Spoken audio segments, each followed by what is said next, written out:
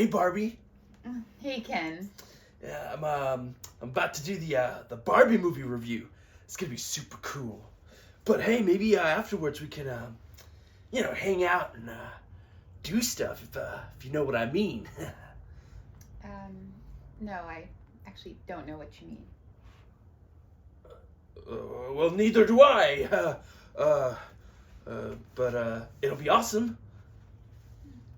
We'll see. Hey, yeah, I'll catch you later. yeah, she's super into me. Anyway, let's go ahead and get started with that Barbie review.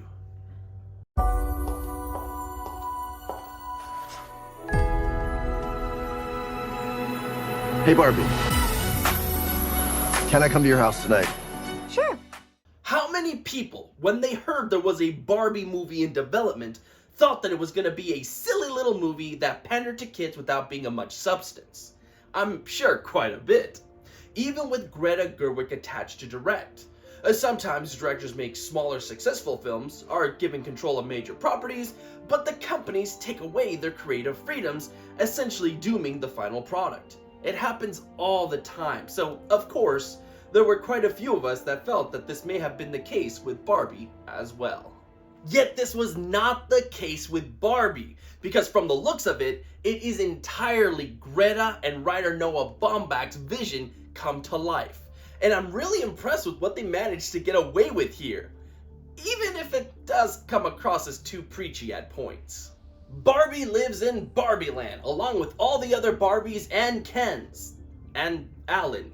Everything in Barbie's life is perfect. She goes to the beach, she parties, she has fun, but then, one day, she begins to have some very negative thoughts, much to the dismay of the other Barbies. All of a sudden, her life isn't so perfect anymore. She gets flat feet, develops bad breath, can't float down from her Barbie playhouse anymore. What's going on? Well, it's up to Barbie and Ken to travel to the real world to find out who is playing with her while suffering from their own dark thoughts and put everything back together. That's the basic plot of the movie anyway, but there is a lot more on offer here. From Ken discovering that the outside world caters more to the male demographic and so wants a piece of the action, to what the movie wants to say about women and how they're expected to behave in society, not just in the real world, but in Barbie Land as well. In fact, the movie really wants to focus on this subject in particular, and as a result, it can get really preachy and really hit you over the head with its message. My biggest gripe here is how the movie preaches to the choir. I ultimately agree with the message of the movie and love what it has to say about it, but it says it so loudly and frequently that I couldn't help but wonder what the point of it was. The people who are going to watch the movie are already going to be in agreement to what's being said, and the ones that don't agree are most likely never going to see it. So why do we need to be so in your face about it?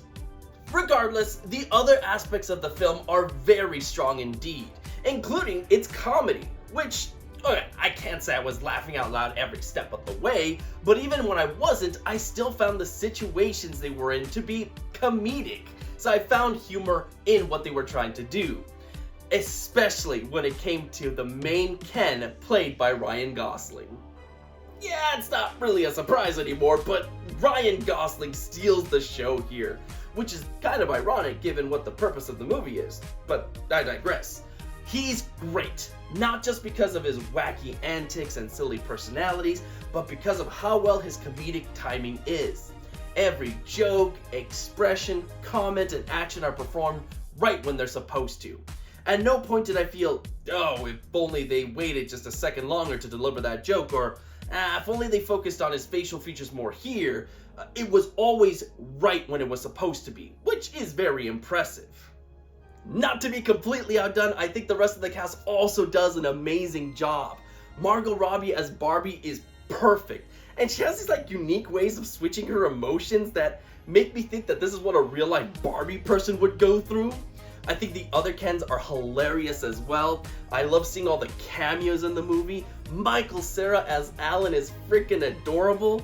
And America Ferrera knocks it out of the frickin' park with that ending monologue. That's like world famous by now. So many people have parodied it at this point in time. If there are two characters that I do feel are on the weaker side or feel pointless, the first would be Will Ferrell as the CEO of Mattel, and the other one would be Ariana Greenblatt, who plays the daughter of America Ferrera's character. These are the two characters that I just don't think are as strong as the others. In the case of Will, he's just playing himself here. He yells every line and isn't particularly funny. He doesn't have any sort of arc or interesting scenes, and I feel he could have been left out of the movie and we would have still gotten the same product. Though, I will admit, he does have one funny line at the very end that made me laugh, so there's that. For Ariana, I'm kind of surprised at how little of an impact she makes.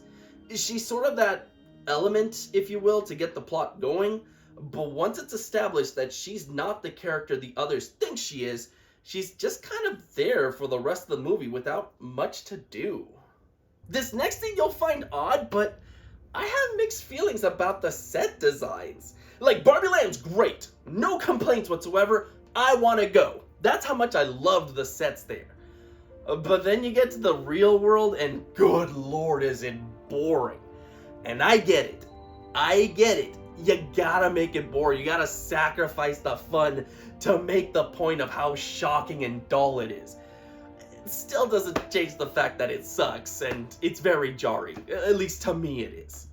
But costumes, I love the entire way through, even when they're in the real world, because at least they still wear the costumes and they stick out more because of it.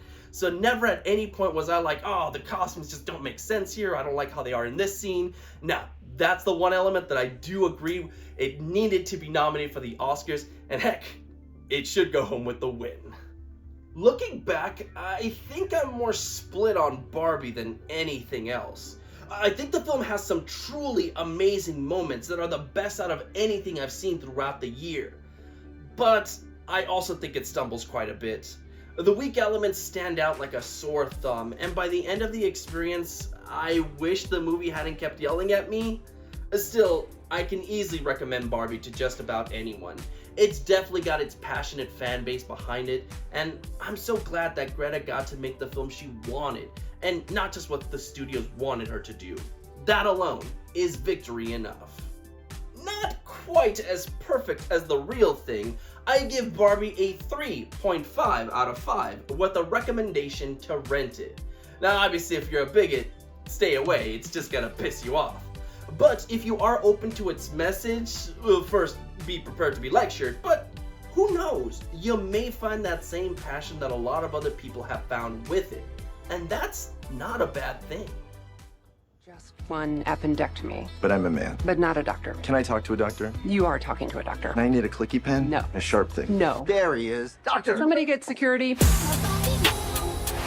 It's Barbie, bitch, if you still in doubt. And that's my review of Barbie. Hope you guys liked the video. What am I talking about? Of course you guys liked the video. Come back tomorrow because we got plenty more reviews left to go. As for me, I gotta go meet up with Barbie and do some things, if you know what I mean. I know I do.